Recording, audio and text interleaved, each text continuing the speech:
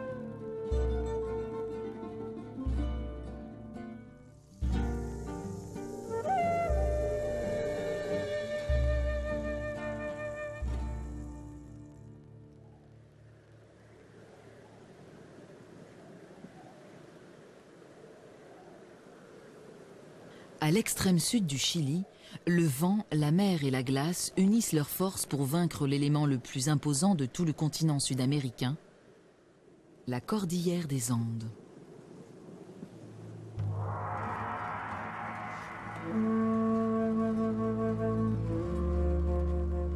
Ici, l'immense chaîne de montagnes se perd dans un dédale de fjords et d'îles avant de disparaître sous les vagues du Cap Horn.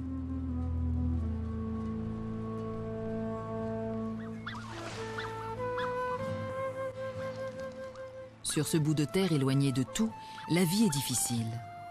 Seuls survivent ceux qui peuvent endurer le froid extrême et le vent violent.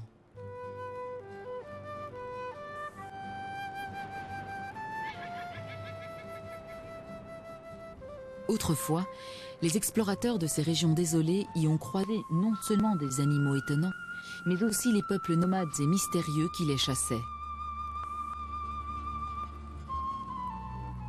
Ce sont eux qui ont créé la légende de la Patagonie, la terre des géants. Encore plus au sud se trouve Tierra del Fuego, la terre de feu. À partir d'ici, les aventuriers ne pouvaient plus avancer. Leur voyage les avait emmenés jusqu'au bout du monde.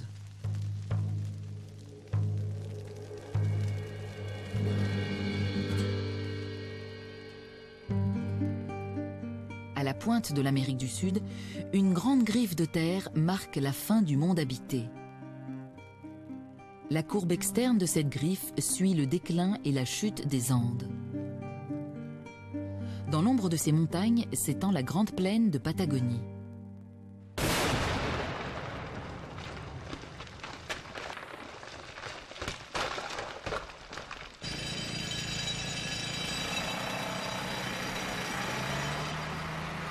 À près de 1000 km au nord du Cap Horn, les soldats de l'armée chilienne luttent contre les éléments et le paysage pour creuser une route. Construire cette route reliant l'extrême sud au reste du pays a été l'ambition de tous les gouvernements chiliens récents.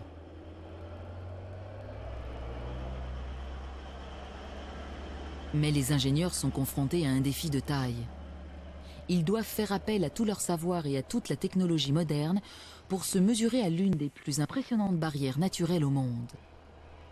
Face à eux se trouve la calotte glaciaire du sud de la Patagonie.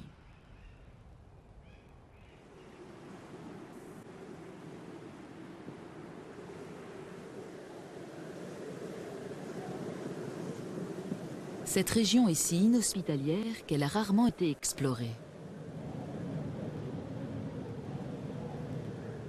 Elle fait partie de la plus vaste étendue de glace au monde, hors des régions polaires. Cette calotte glaciaire est exceptionnelle.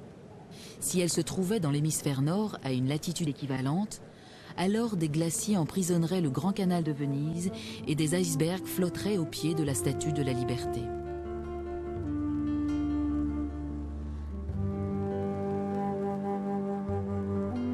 Au cours des grandes glaciations, cette calotte s'est transformée en un immense dôme de glace qui recouvrait une grande partie des Andes.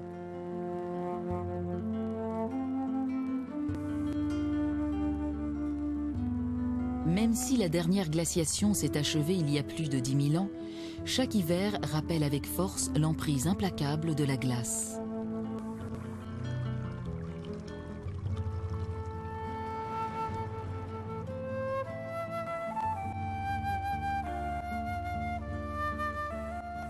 Quand le printemps arrive enfin, le paysage renaît lentement.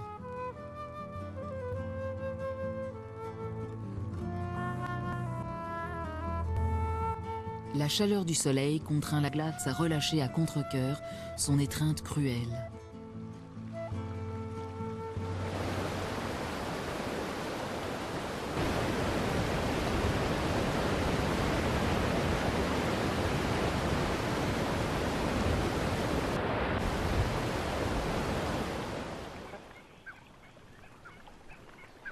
À chaque printemps, c'est comme si une autre ère glaciaire se terminait, permettant à la vie de revenir en Patagonie.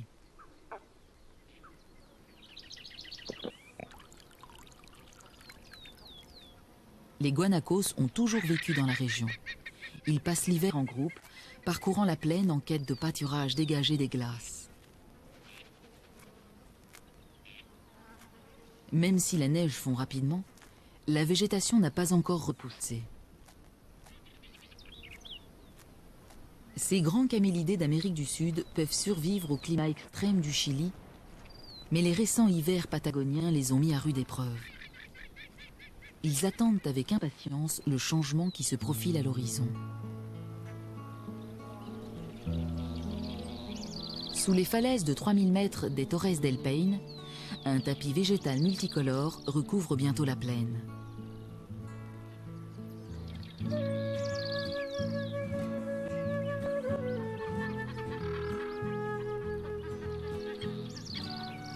Le gibier d'eau et d'autres oiseaux apparaissent comme par magie. Certains viennent même de contrées lointaines d'Amérique du Sud. Durant la courte période printanière et estivale, tous les animaux seront engagés dans une course contre le temps pour se reproduire avant le retour de l'hiver, avant la glaciation suivante.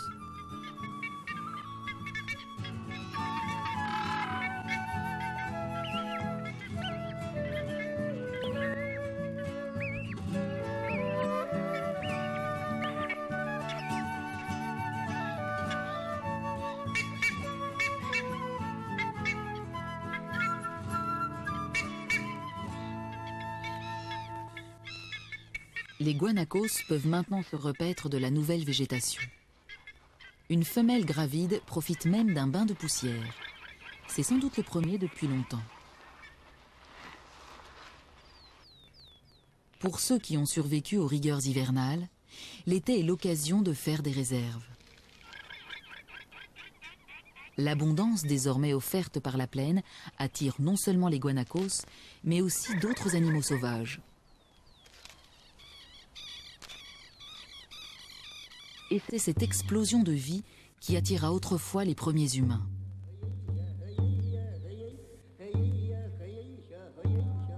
Ils sont arrivés en Patagonie à la fin de la dernière époque glaciaire. Après avoir colonisé la plupart du continent américain, les peuples tribaux avaient enfin atteint le bout du monde.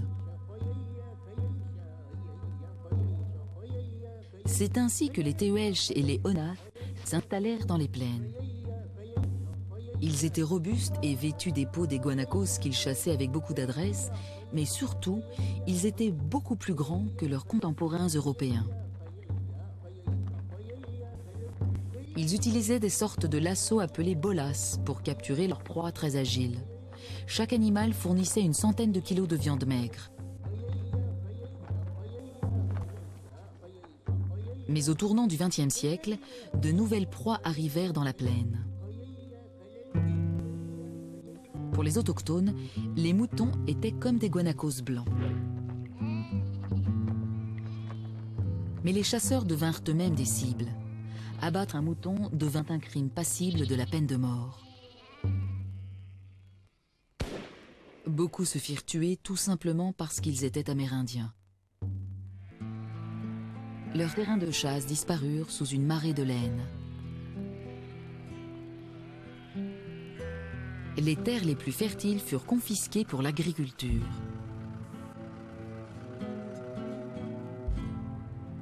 Les profonds changements du paysage eurent des répercussions tout aussi radicales sur les autochtones.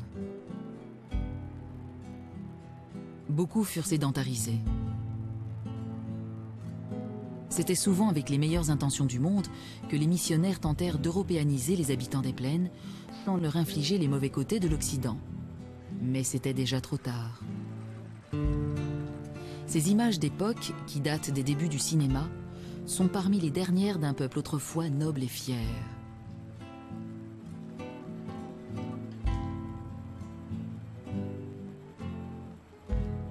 Leur vigueur a été anéantie par un cocktail mortel d'alcool et de maladies.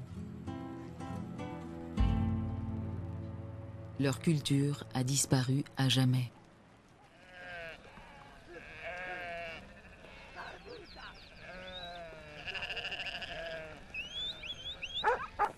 Les moutons de la race coriédale ont hérité des plaines. Ils sont capables de résister aux hivers rigoureux.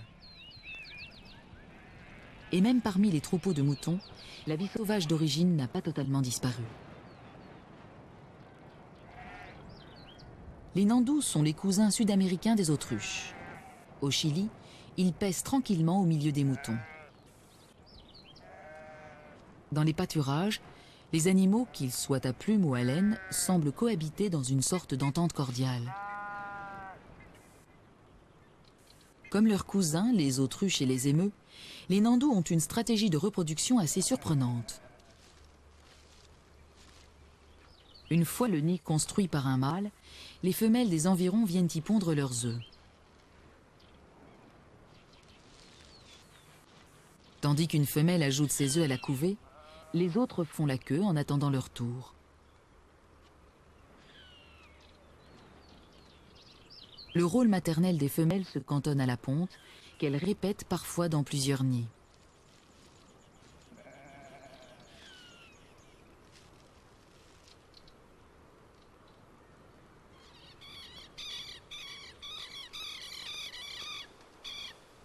Au bout d'une semaine, il y a une vingtaine d'œufs et personne pour s'en occuper.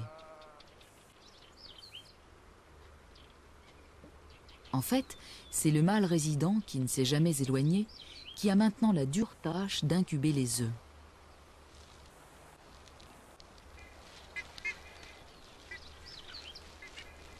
En répartissant son grand corps et son plumage sur la couvée, il s'assure que tous les œufs qui ont pu être pondus à 6 jours d'intervalle commenceront leur développement simultanément. Si tout se passe bien, l'éclosion aura lieu en même temps dans 40 jours.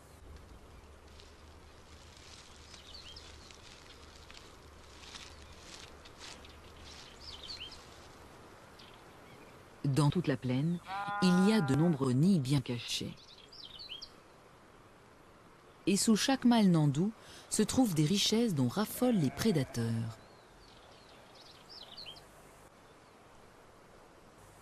Mais un assaillant potentiel doit d'abord déjouer la vigilance du mâle.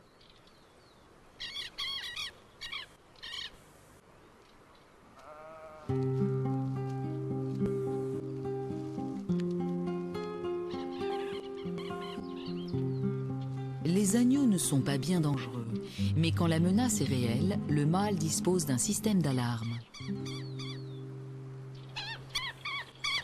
Les vanotéraux le préviennent du danger.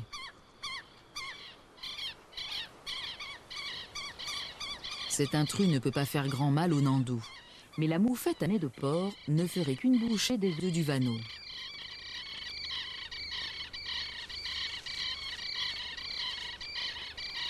Mais les cris d'alerte produisent l'effet désiré. La moufette s'enfuit dans la végétation.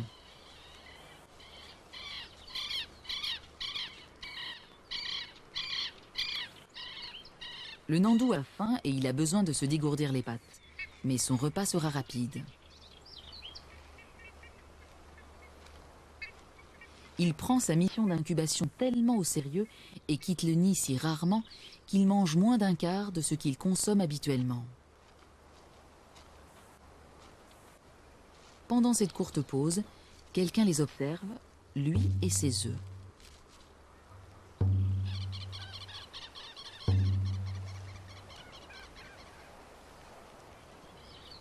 Mais cette fois-ci, le renard s'en désintéresse.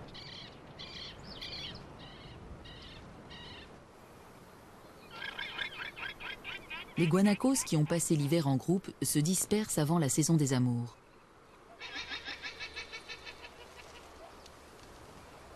Les mâles arpentent les zones herbeuses car les jeunes pousses vertes attirent les femelles. Ils devront repousser tous les rivaux qui s'approcheront d'un peu trop près.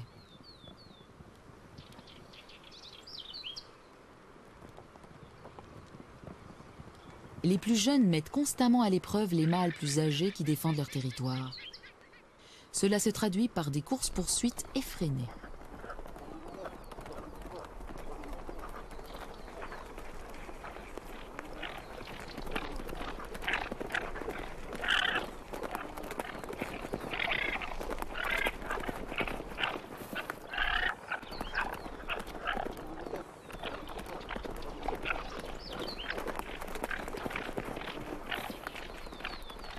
Mais ces cavalcades ont une fonction dans le groupe. Elles permettent de tester la détermination et la force du maître du territoire. S'il échoue, le plus jeune pourra revendiquer son domaine et son droit d'accouplement avec les femelles. Mais cette fois, ce n'est pas le cas.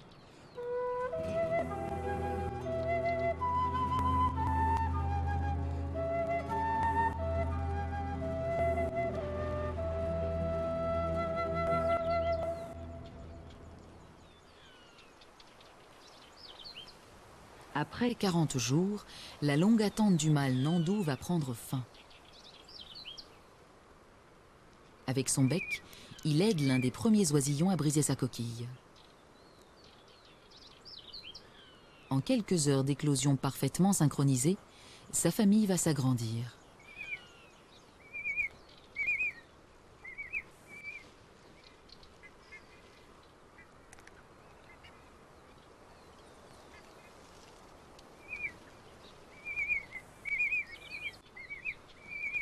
À peine sortis de l'œuf, les oisillons sont déjà très actifs. C'est une nouvelle responsabilité pour le mâle.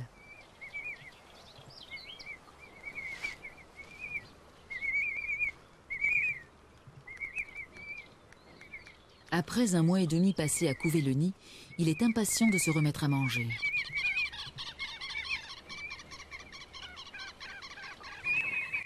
Il doit aussi emmener toute sa famille loin du nid, car les prédateurs connaissent son emplacement.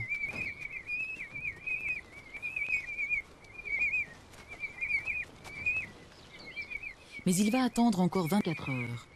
Après, tous les nandous partiront, abandonnant les œufs qui n'auront pas encore éclos.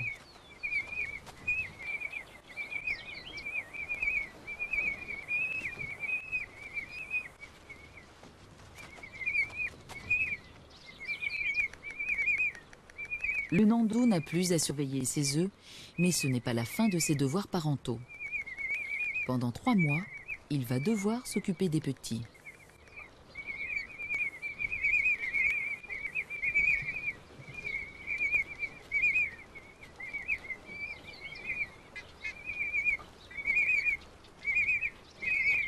La plupart de la couvée est née. Les oisillons se tiennent sur leurs pattes mais ne bougent pas tandis que leur père se nourrit. Ses réserves d'énergie sont très basses.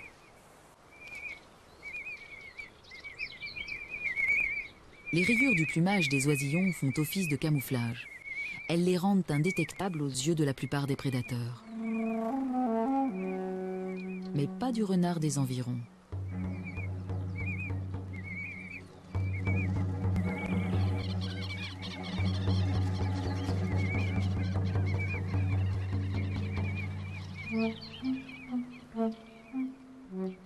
Le renard s'en va et peu après, la famille Nandou en fait de même.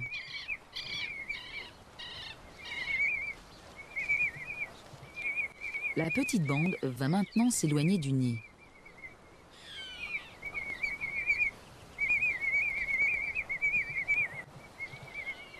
Même si les oisillons sont encore très lents et très intéressés par tout ce qui les entoure, ils suivent le mâle comme son ombre, où qu'il aille.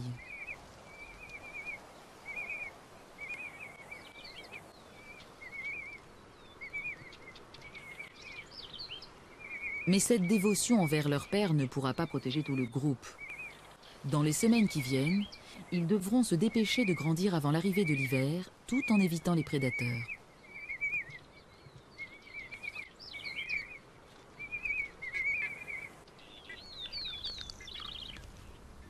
Le renard doit maintenant trouver un moyen de casser les œufs laissés dans le nid.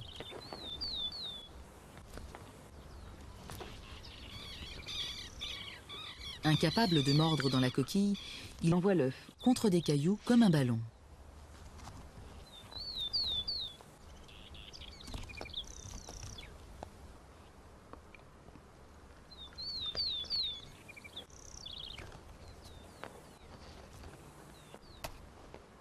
Il est arrivé à ses fins. À l'intérieur, son ingéniosité et sa détermination sont récompensées par un véritable festin.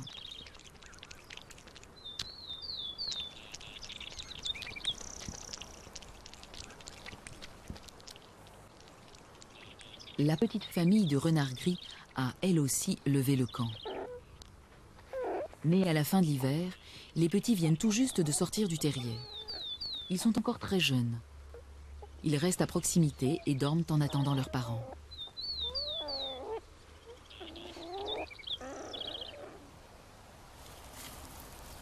On pense que les ancêtres du renard gris sont venus d'Amérique du Nord il y a plus de 7 millions d'années.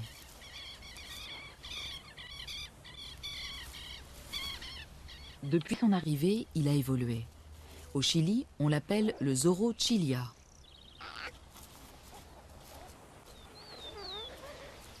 Cette fois-ci, le père ne rapporte rien à manger. Il a dévoré les œufs de Nandou sur place. Les renardeaux connaîtront souvent la faim au cours de leur vie dans la plaine. Pour l'instant, ils mordillent leur père et leurs frères et sœurs en faisant semblant de se bagarrer.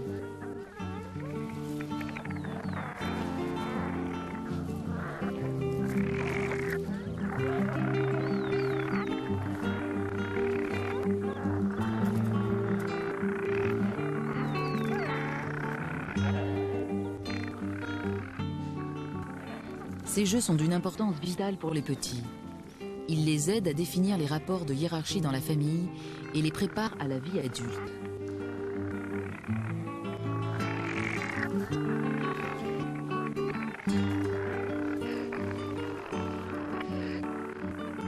Le secret de l'expansion du renard gris au Chili est la variété de son régime alimentaire. Il est prêt à manger tous les animaux qu'il peut trouver, vivants ou morts.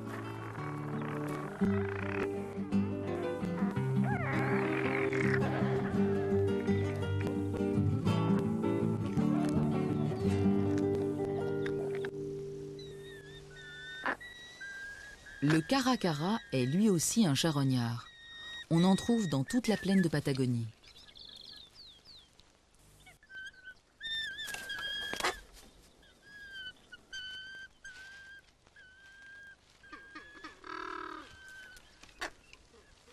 Les petits sont des débutants en matière de repas et certains ont les yeux plus gros que le ventre.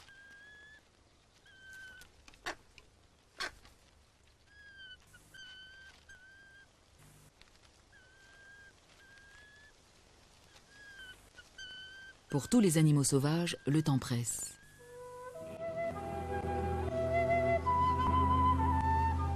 Tandis que le bref été avance, il devient de plus en plus urgent d'élever les jeunes avant l'hiver. Les guanacos ne font pas exception à la règle.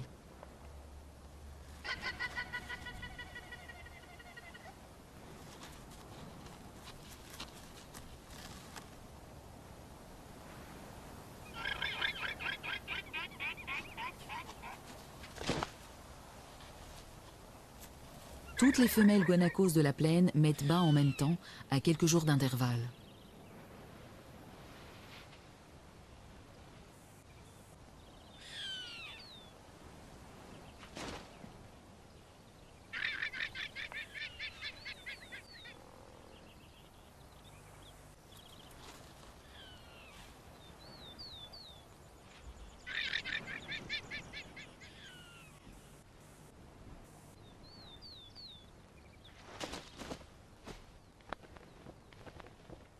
En quelques minutes, le jeune guanaco, qu'on appelle un chulengo, tente bravement de se tenir sur ses pattes.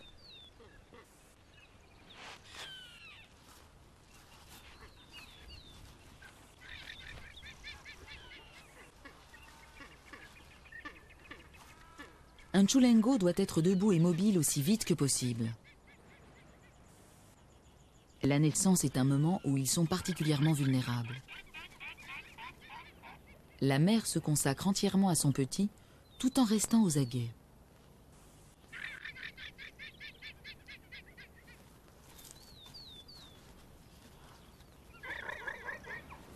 Elle tend l'oreille, au cas où les autres mères lanceraient un cri d'alarme.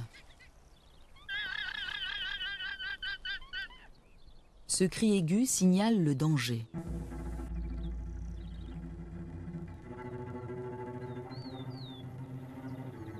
Bien que craintifs et méfiants, les pumas sont des prédateurs redoutables présents dans tout le Chili. En été, les chulengos sont leurs mets favoris.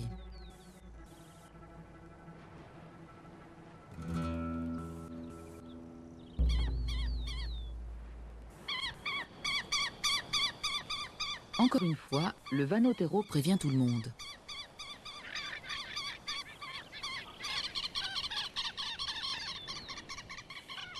Le puma a été découvert.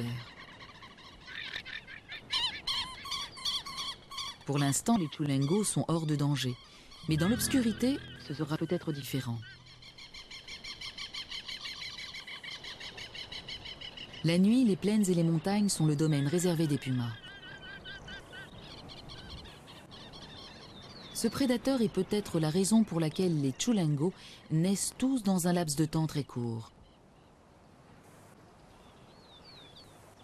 Il y a ainsi simultanément beaucoup trop de petits pour que les pumas les mangent tous. Ils ont alors une meilleure chance de survie.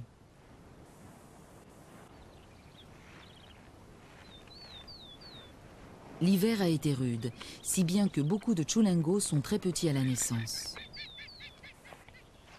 Il sera encore plus difficile pour eux d'être suffisamment grands et forts pour résister à l'hiver prochain. Dans cette course contre la montre, seuls les plus aptes survivront.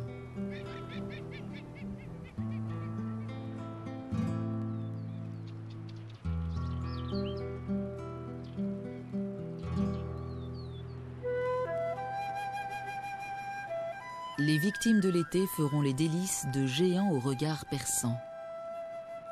Ces oiseaux, les condors, ont une envergure parmi les plus grandes au monde. Ils scrutent inlassablement l'immensité des Andes à la recherche de charognes. Ils viennent d'un peu partout, repérant de loin leurs congénères qui se repaissent d'une carcasse.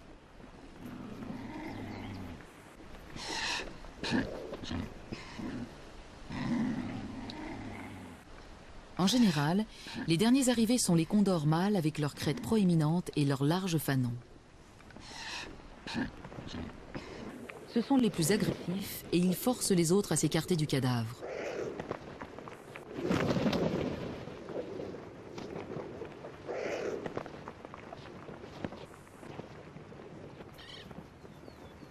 Les condors n'ont ni une allure ni des manières très avenantes. Ils dévorent une charogne jusqu'à ne plus avoir la force de s'envoler.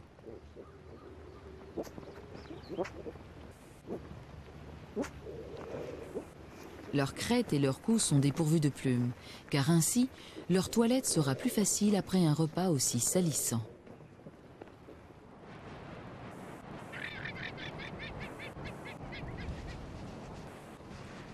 Les jeunes chulengos sont désormais indépendants de leur mère dans la vaste plaine et les femelles guanacos sont de nouveau en chaleur. Après l'agitation de la période de mise bas, la saison des amours paraît bien calme en comparaison. L'accouplement déclenche l'ovulation de la femelle et après le prochain long hiver, une nouvelle génération de Chulengo verra le jour.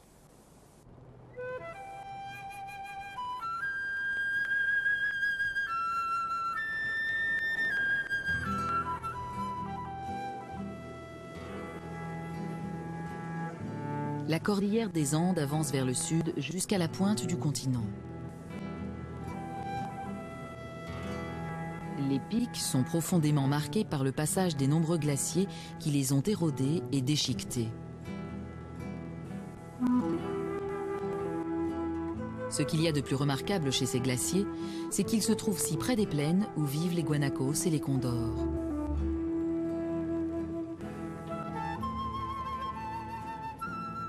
Tout aussi étonnant, certains ont creusé leur sillon gigantesque jusqu'à l'océan.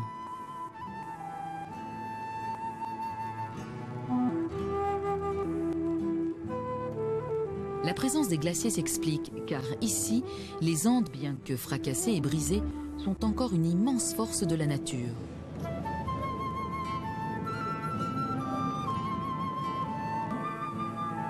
Tandis que des nuages chargés d'humidité tournoient ici, au bout du monde, ces montagnes de 3000 mètres sont la seule barrière physique avant l'intérieur du continent. Chaque année, les vents déposent jusqu'à 5000 mm de précipitations, mais en raison de l'altitude, elles tombent sous la forme de neige.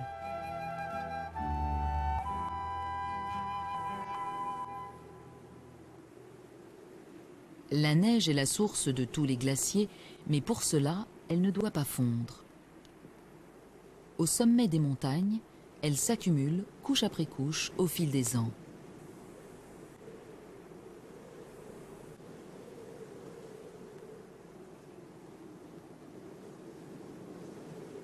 C'est la clé des origines de ces géants naturels.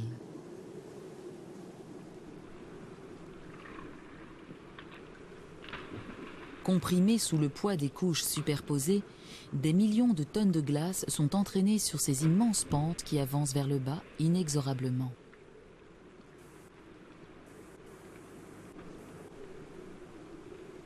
Une pression gigantesque contraint la glace à se fragmenter en un labyrinthe de crevasses et de séracs. En haut des montagnes, les glaciers naissent dans un froid extrême, mais un peu plus bas, la température est plus douce.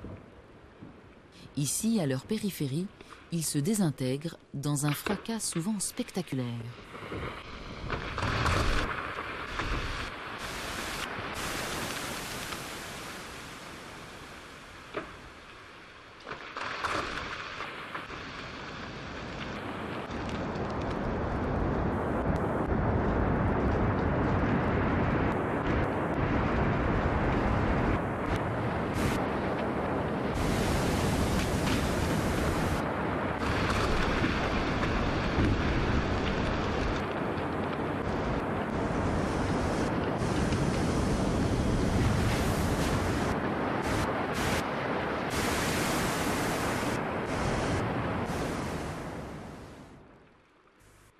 Mais ces monstres sont également très sensibles aux variations du climat.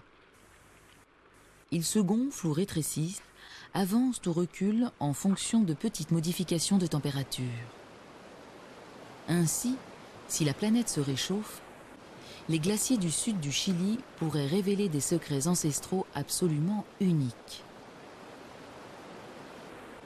Au-dessus d'un amphithéâtre de roches, la glace et l'eau jaillissent d'un glacier en train de se retirer.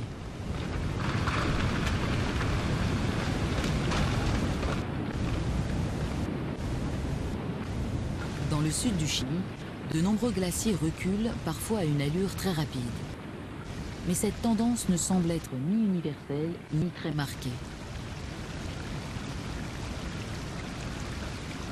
La hausse globale des températures à la fin de la dernière grande glaciation, il y a plus de 10 000 ans, a provoqué un recul des glaciers si massif que la majeure partie du sud du Chili a été libérée de la tyrannie de la glace.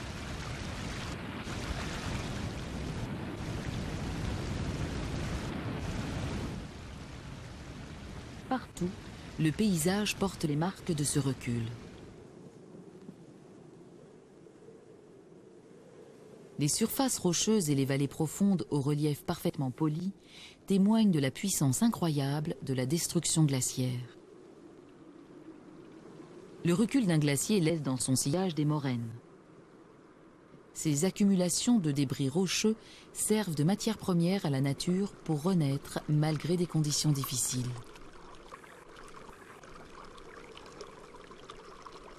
Au départ, la moraine est stérile. Aucune plante ne peut y pousser. Puis, les mousses et les lichens sont les premiers à la coloniser. Au fil des années, la moraine devient un terrain plus riche et d'autres plantes peuvent y vivre. On y trouve par exemple des petits Gunnera. Ils poussent en utilisant l'azote de l'air pour survivre dans cet environnement inhospitalier. Après quelque temps, et l'aide des oiseaux pour propager les graines, la vie végétale s'épanouira jusqu'à produire une nouvelle forêt de hêtres.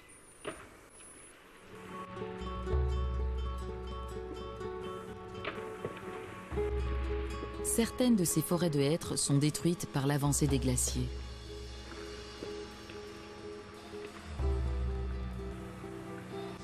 Mais pourquoi donc ces glaciers redescendent-ils des chemins qu'ils n'ont pas empruntés depuis des millénaires?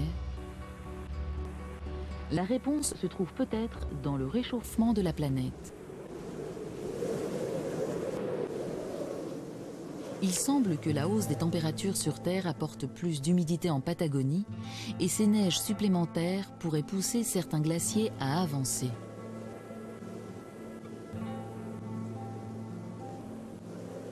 Mais les chutes de neige à la fin de l'été peuvent provoquer une avancée bien plus impressionnante. Une avalanche dévale la montagne sans crier gare. Comme un ouragan, elle pousse devant elle une muraille d'air qui détruit tout sur son passage tonitruant.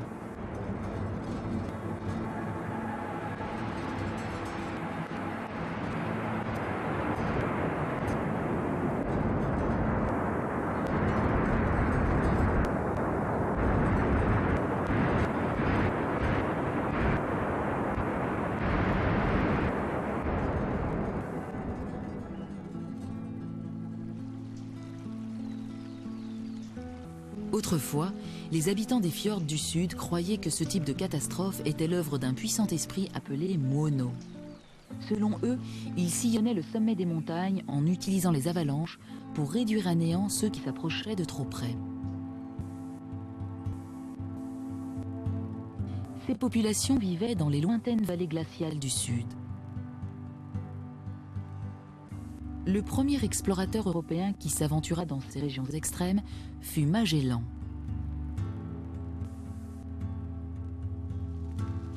En voyant les bûchers des autochtones sur les plages, il baptisa la région Tierra del Fuego, terre de feu. Ces gens étaient les Yagans, le peuple le plus austral de la planète.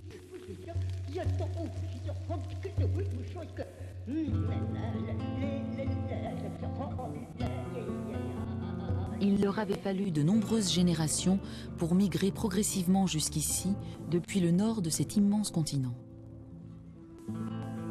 Et là, au bout de leur voyage, ils trouvèrent de nombreux animaux à chasser dans ce vaste dédale de baies, de plages et d'îles.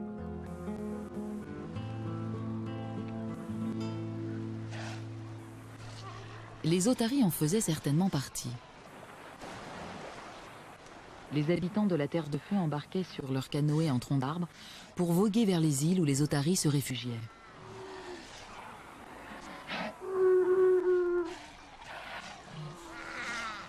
Certains portaient des peaux d'otaries, d'autres s'enduisaient le corps de leur graisse pour se protéger du froid et leur viande était très appréciée.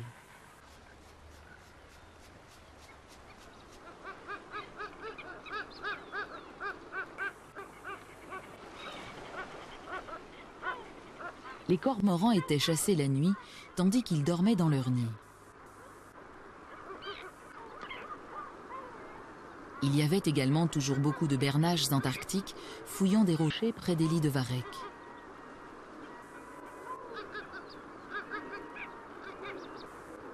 Et comme ces robustes bernaches, les autochtones trouvaient la plupart de leur nourriture parmi le varech. Longeant le tapis de barèque à bord de leur canoë, les femmes plongeaient dans les eaux glacées. Les courants froids de l'Antarctique étaient riches et les Yagans y récoltaient une grande diversité de faune marine.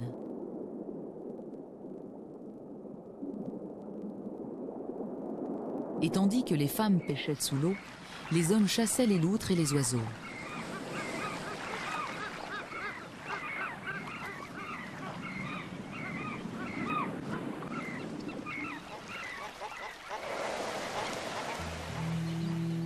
Plus au sud se trouve le Beagle Channel. Il a été baptisé du nom du Beagle, un bateau qui est venu ici dans les années 1830.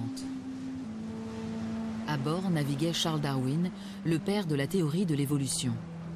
Il n'a pas été impressionné par les Yagans.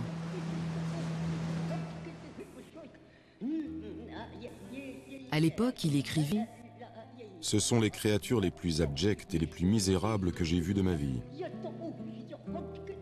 On a peine à croire que ces gens soient nos congénères et des habitants de la même planète que nous. »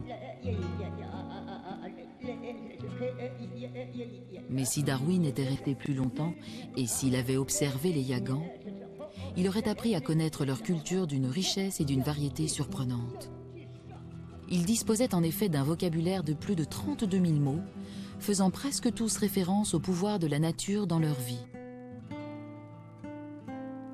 Les saisons étaient ainsi nommées en fonction des événements naturels. Le printemps était l'époque des œufs. L'été était l'époque des mouettes qui volent. L'automne était celle des feuilles de hêtre qui rougeoient et l'hiver celle de l'homme soleil qui se cache. Les ibis mandors leur signalaient l'arrivée des forts vents d'équinoxe. Les sifflements des dauphins les prévenaient qu'une tempête était proche et qu'il fallait se mettre à l'abri de toute urgence.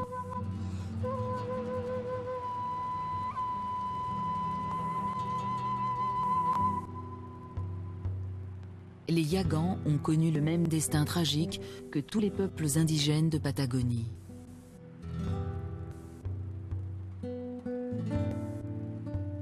Ils n'avaient aucune défense immunitaire contre les maladies importées et la rubéole a décimé des communautés entières.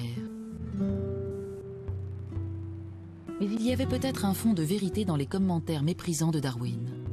À l'époque de son arrivée, les navires de chasse aux otaries avaient déjà fait de gros dégâts dans la région. Les Yagans avaient vu disparaître les espèces qui assuraient leur survie. L'alcool et le désespoir avaient fait le reste.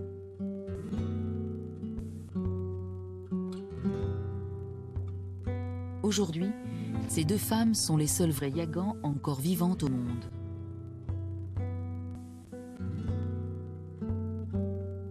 Elles seules peuvent comprendre et parler la langue poétique et très imagée de leurs ancêtres.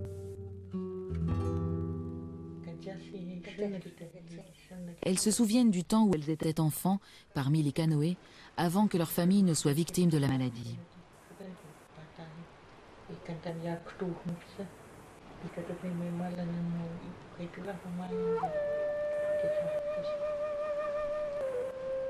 À Isla Navarino, au bord du Beagle Channel, elles rendent hommage à leurs parents, dont la plupart sont morts depuis plus d'un demi-siècle.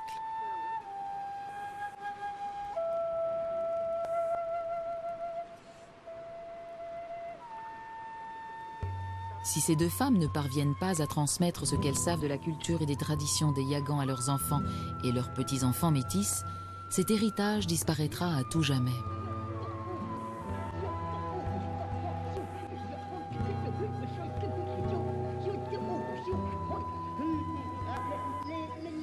Les feux que Magellan aperçut au loin sont maintenant pratiquement tous éteints. Mais d'autres flammes brûlent encore.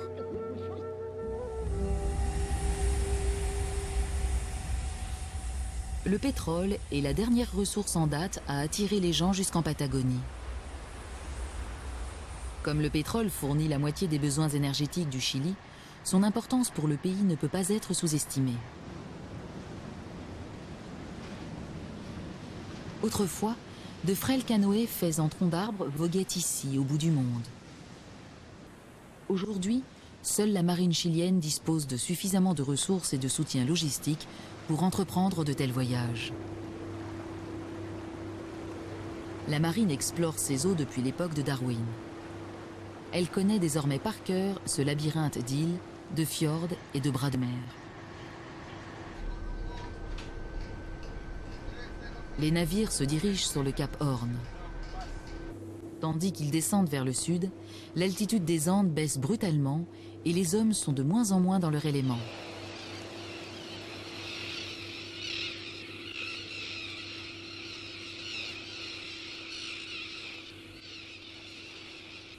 Ici, les animaux viennent principalement de l'océan subantarctique. Quand ils trouvent de la nourriture, les grands pétrels déploient leurs ailes et poussent des cris agressifs en direction de leurs voisins. Ces vautours des mers de glace volent sur de longues distances en quête de charogne.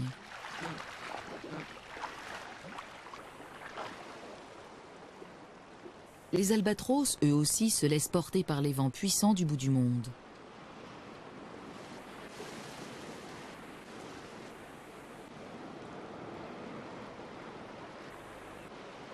Le Beagle Channel est un endroit abrité dont profite un albatros à sourcils noirs.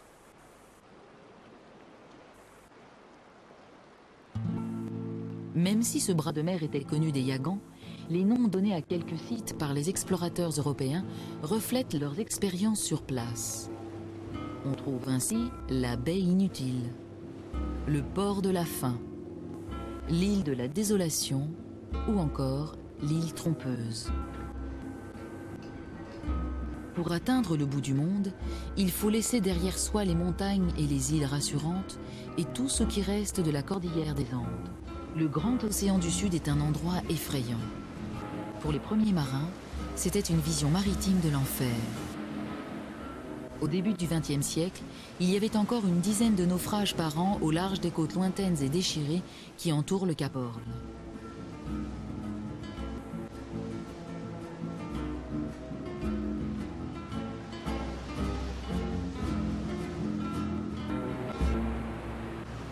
Le voyage s'achève ici, dans l'un des sites les plus connus au monde.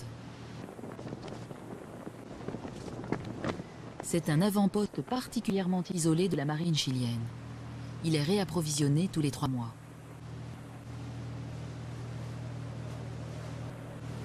Les marins montent la garde devant l'une des plus importantes voies maritimes au monde.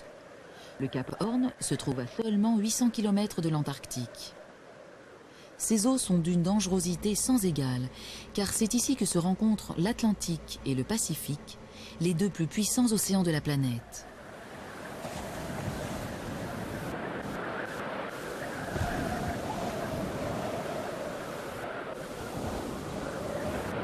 Les tempêtes et les grains déferlent du large vers la côte, balayant tout sur leur passage.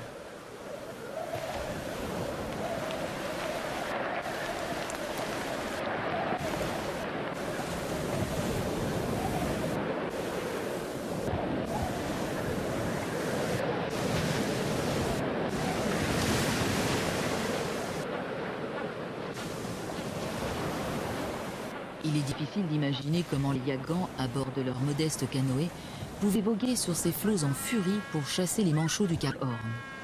Et pourtant, ils le faisaient. Les manchots de Magellan accostent sur cette plage du bout du monde chaque jour de l'été.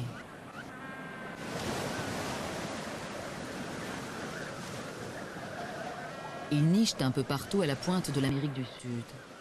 Pour eux, le Cap Horn est un refuge comme un autre.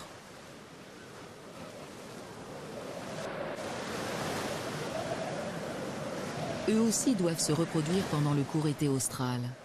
Mais pour eux, c'est moins une course contre le temps qu'ailleurs. Ici, les manchots traversent toutes les saisons de l'année plusieurs fois par jour.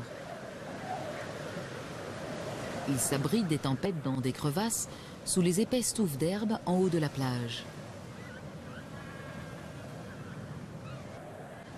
Au-delà des herbes pousse la forêt la plus australe de la planète. C'est une sorte de forêt miniature d'une quarantaine de centimètres de haut qui prouve qu'ici, au Cap Horn, la végétation obéit aux règles édictées par le vent, la mer et l'Antarctique au loin. Même les Andes, qui dominent depuis si longtemps l'Amérique du Sud, n'ont d'autre choix que de se soumettre à la puissance de cet océan austral.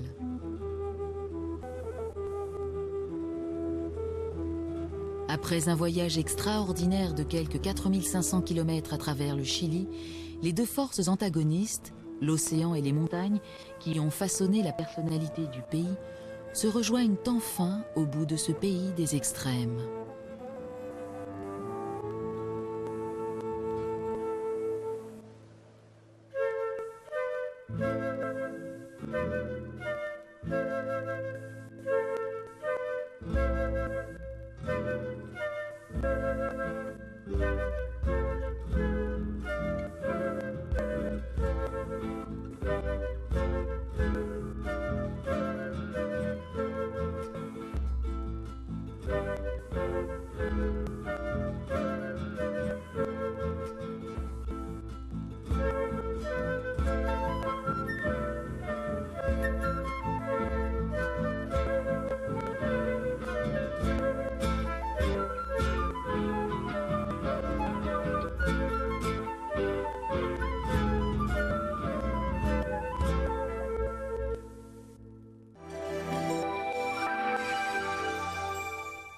C'est dans l'air, aujourd'hui à 18h05, Yves Calvi s'intéressera à la condition féminine dans le monde.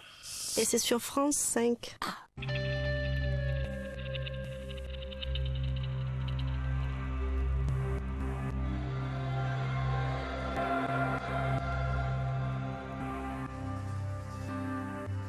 Lorsque je cesserai d'exister, le territoire sur lequel je flâne aujourd'hui sera toujours là.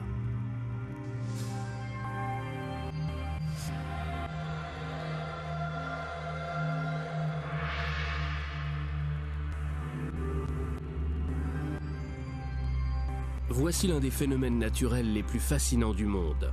Monument Valley, le pays des Navajos.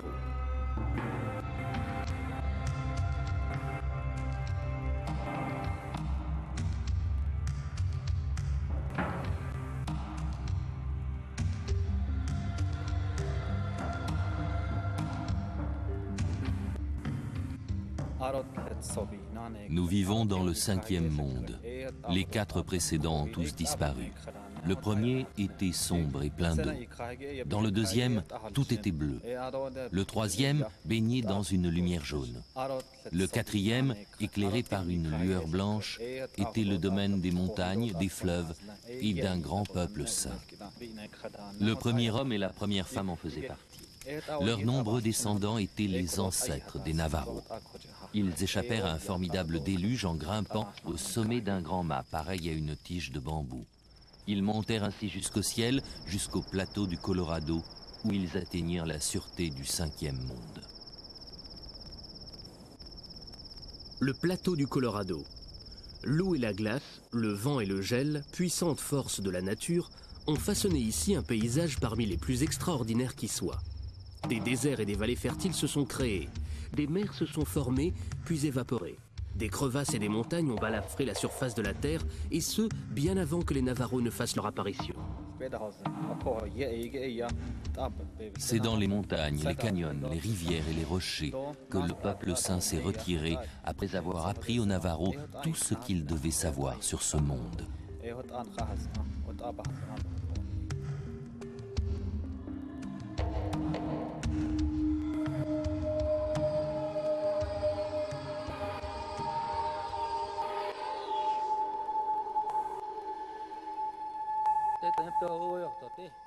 Nous ne pouvons pas voir les esprits saints, mais si nous faisons preuve de perspicacité et de sagesse, nous pourrons les découvrir par la prière.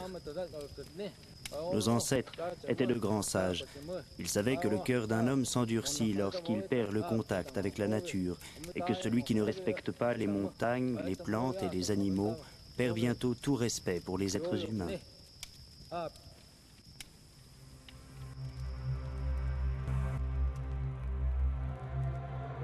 Je suis un rocher, j'ai vu la vie et la mort. J'ai connu le bonheur, la tension et la souffrance. J'ai senti le cœur de la terre battre à côté du mien, et j'ai ressenti sa joie. Je suis un rocher.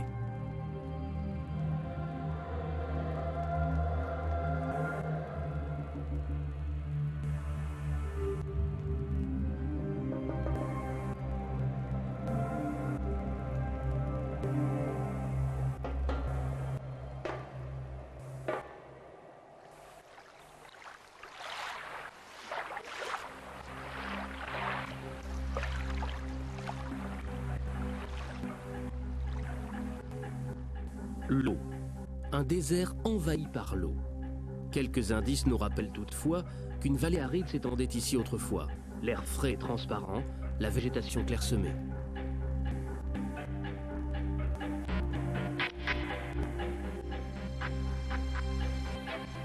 Devant nos yeux, le lac Powell s'étend sur plus de 300 km.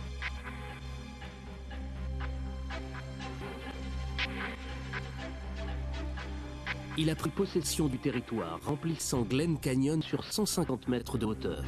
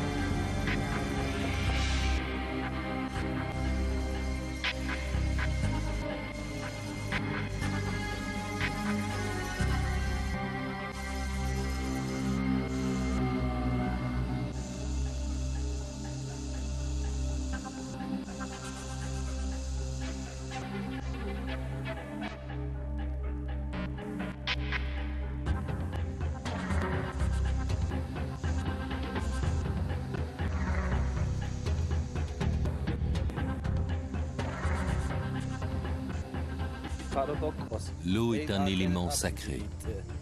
À travers la pluie, elle relie le ciel et la terre qui sont amants.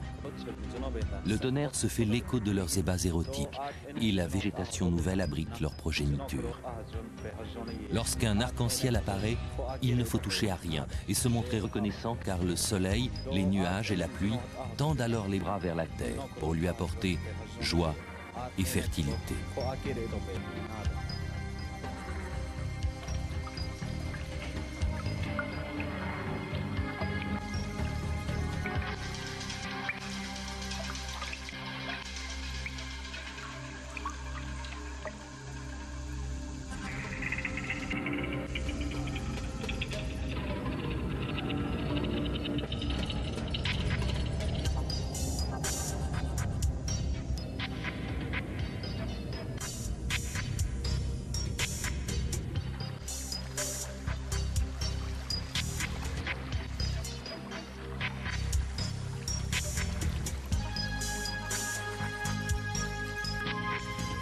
L'arc-en-ciel est en effet pour les Navajos un symbole de prospérité.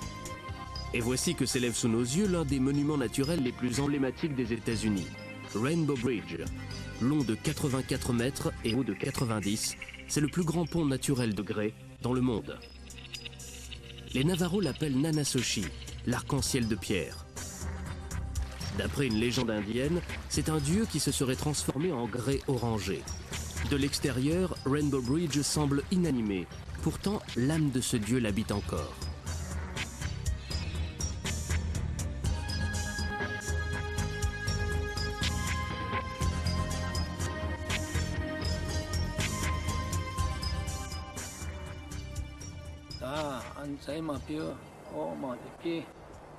Comment un arc-en-ciel peut-il être symbole de fertilité, lui qui tient les nuages à l'écart et empêche la pluie de tomber?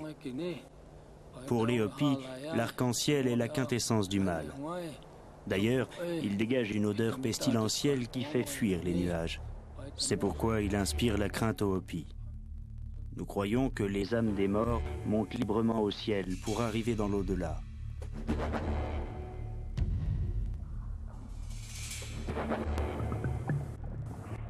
Mais sans la pluie, elles ne pourront pas revenir sur Terre pour donner souffle aux nouveau-nés.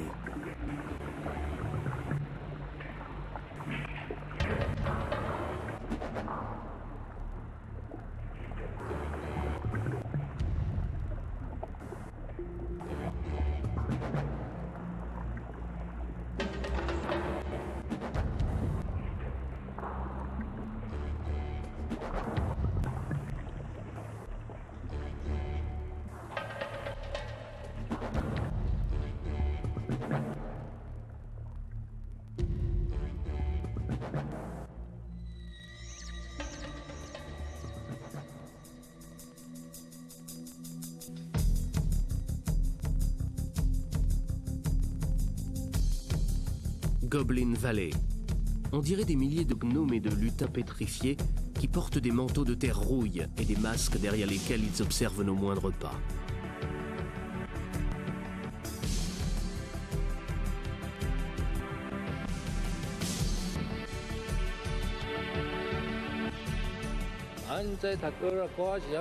Quel que soit le masque choisi, il devient l'ami du danseur et prend vie dès le moment où celui-ci le pose sur son visage.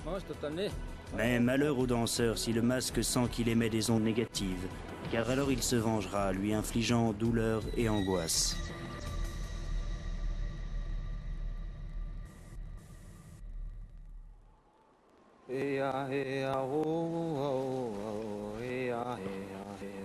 Durant la cérémonie du Powamu, qui dure 16 jours, les enfants Hopi qui ont atteint l'âge de 7 ans sont admis dans l'ordre sacré. Les danseurs Katsina tracent pour eux le chemin jusqu'au Dieu, afin qu'ils soient bénis par la chance et dotés d'une longue vie. Les enfants sont déçus lorsque les Katsina jettent leur masque au moment le plus intense de la danse, car ils sont alors privés de l'illusion que ce sont des fantômes. Mais en échange, ils apprennent une leçon importante, que le terrestre ressemble au divin et réciproquement, et aussi que toute chose sur terre mérite le même respect.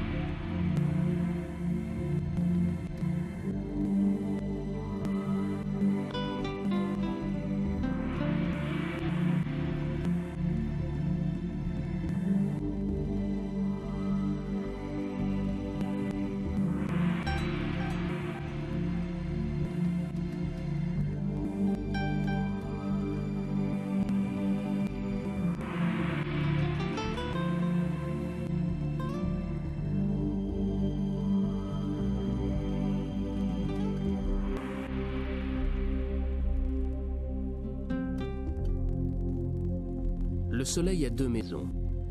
Il se lève chaque matin dans sa résidence de l'Est, traverse le ciel et disparaît le soir dans sa résidence de l'Ouest.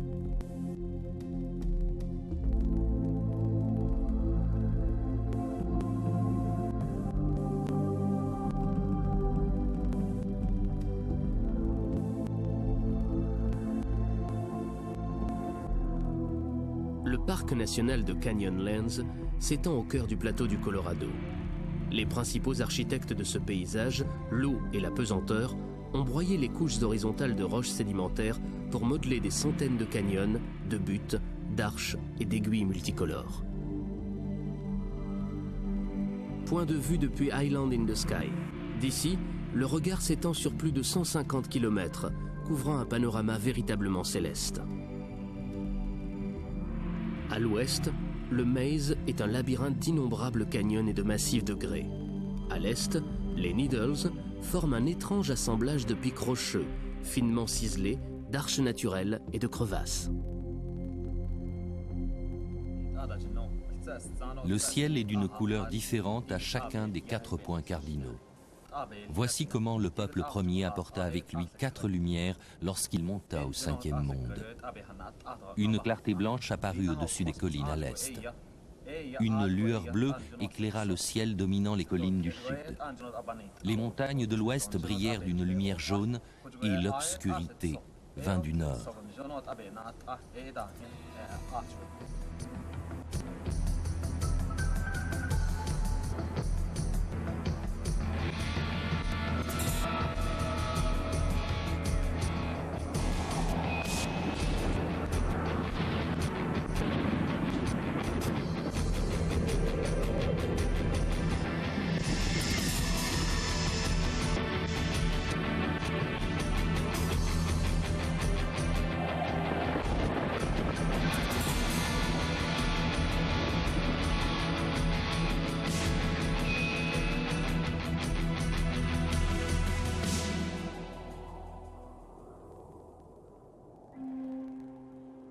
Le peuple premier a peint sur les parois rocheuses ces témoignages d'une colonisation qui remonte au début de l'ère chrétienne. Laissés là pour la postérité, ce sont les traces des Anasazi, ceux que les Hopis appellent les anciens.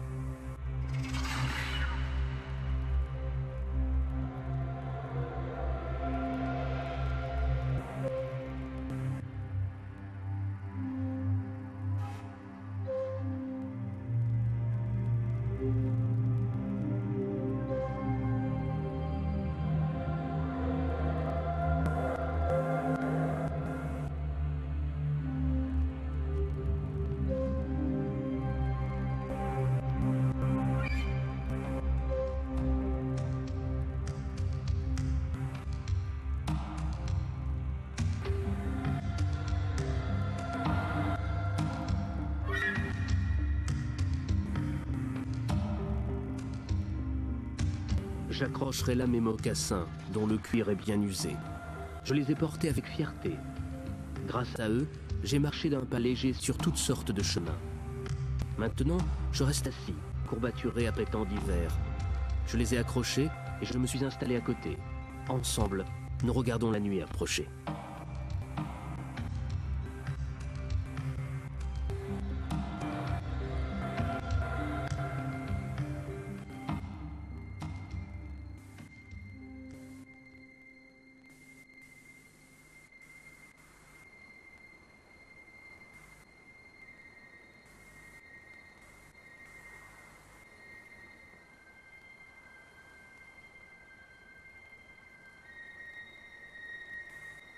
L'aube révèle un paysage lugubre. Semblant venir d'une autre planète, les formations de sable de Caneville sont d'un gris et d'un beige austère, rappelant les collines, les versants, les crêtes et les pics à la surface de la Lune. Les paroles des Navarros nous reviennent à l'esprit. Les rochers sont les vestiges de démons tués dans le passé. Cela semble vrai lorsqu'on contemple ces dunes pétrifiées, qui sont peut-être à l'origine de la légende.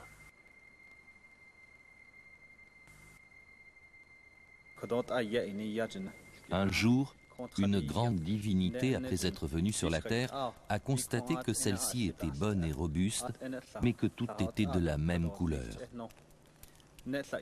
Un autre dieu, qui avait passé une bonne journée, lui répondit « Redescends donc sur terre et peins les fleurs des couleurs de la terre. » Comment faire, répliqua le premier. Va voir toutes les montagnes de plus près, car elles sont colorées d'une multitude de teintes différentes.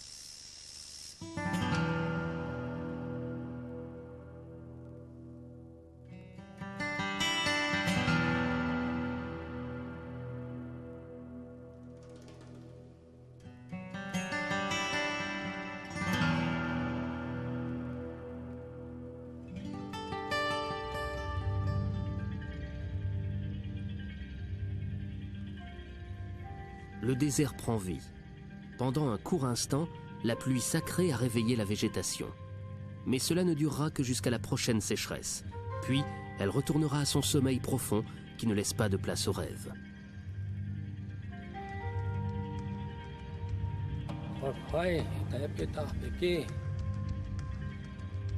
Personne ne doit dormir.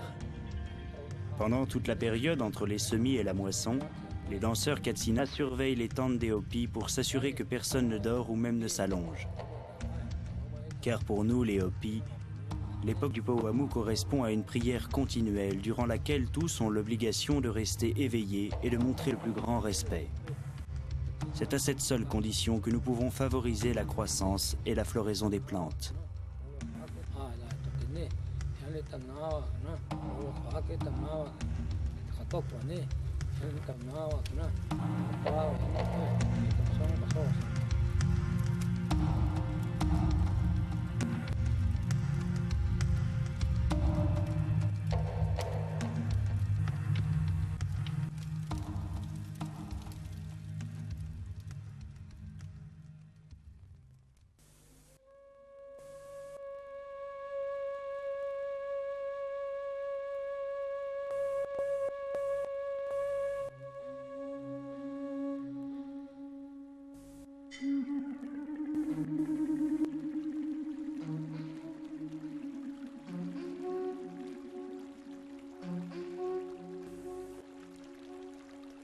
Tout est tranquille, inquiétant, mystérieux.